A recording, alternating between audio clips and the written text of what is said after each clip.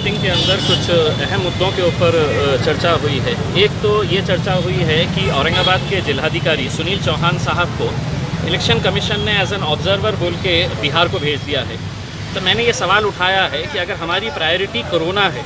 यहाँ पर कोरोना के पेशेंट्स अब भी हर रोज़ 100 की तादाद के अंदर निकल रहे हैं, रोज़ 200, 250, 300 केसेस अगर निकल रहे हैं और सरकार यहाँ के जिलाधिकारी को अगर ऑब्जर्वर बोल के वहाँ पे भेज देती है तो आपकी प्रायोरिटी क्या है? या तो कोरोना है या इलेक्शन है। तो हमने सबने ये ठराव पास किया है कि जितने भी लोक प्रतिनिधि है ये इलेक्शन कमीशन को रिक्वेस्ट करेंगे कि यहाँ के कलेक्टर को ना भेजते हुए जहाँ पर भी कोरोना के केसेस कम है या दूसरे कोई भी IAS IPS ऑफिसर को आपको भेजना है भेजिएगा, लेकिन यहाँ के कलेक्टर को ना भेजें, क्योंकि इतनी मेहनतों के बाद, इतने महीनों के बाद इस सिचुएशन के ऊपर आए हैं कि जहाँ पर अब ये सिचुएशन कंट्रोल के ऊपर आ रही है। लेकिन अगर कलेक्टर यहाँ से चल जाता है तो लोगों को यकीनन दिक्कत होगी, डिसीजन मेकिंग के अंदर दिक्कत हो जाती है। दूसरा ये है कि यहाँ के जितने भी इंटर्न डॉक्टर्स हैं जो घाटी हॉस्पिटल के अंदर काम करते हैं, इन्हें महज 11,000 रुपये इंसेंटिव दिया जाता है या स्टाइपेंड दिया जाता है,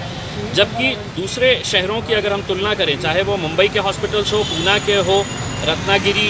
हो, थाने हो या जलगांव जैसी जगह के ऊपर भी वहाँ के इंटर्न्स को 30-30 हज़ार रुपये या 50,000 रुपये के बीच में दिया जाता है, जबकि औरंगाबाद के इंटर्न्स को महज 11,000 रुपये दिया जाता है। तो ये भेदभाव क्यों? अगर ये डॉक्टर्स काम कर रहे हैं तो उन्हें भी उतना मुआवजा उन्हें मिलना चाहिए। इस तरह का प्रस्ताव जब हमने पहले भी चर्चा की थी तो 4 सितंबर को जिलाधिकारी के पास ये प्रस्ताव आ चुका है, लेकिन आज भी उन्होंने वही सरकारी जवाब दिया कि इसके ऊपर विचार चल रहा है। तो ऐसे कोई विचार करने की बहुत ज़्यादा ज़रूरत नहीं है, इनके पास कोविड का फंड है। हमने कहा कि आप परमानेंट इनके लिए नहीं, अभी कोविड के पीरियड के अंदर कम से कम जो भी है, क्योंकि परमानेंट अगर करने का है तो उसका डिसीजन स्टेट गवर्नमेंट लेगा, लेकिन इस कोविड के दौरान जो काम कर रहे हैं उनको एडिशनल स्टाइपेंड के तौर के ऊपर जो भी फैसला है वो आज का आज लेने के लिए कहा गया है। तो उम्मीद है कि 1-2 दिन के अंदर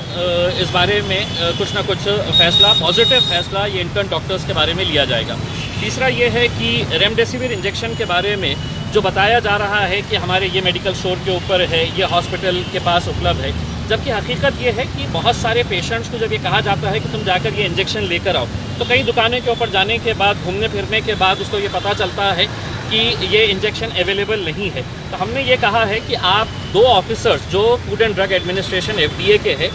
उनके नंबर्स है तो आप हाईलाइट करिए, ताकि पेशेंट अगर 4 दुकानों पे गया और उसको ये कहा गया है कि इंजेक्शन अवेलेबल नहीं है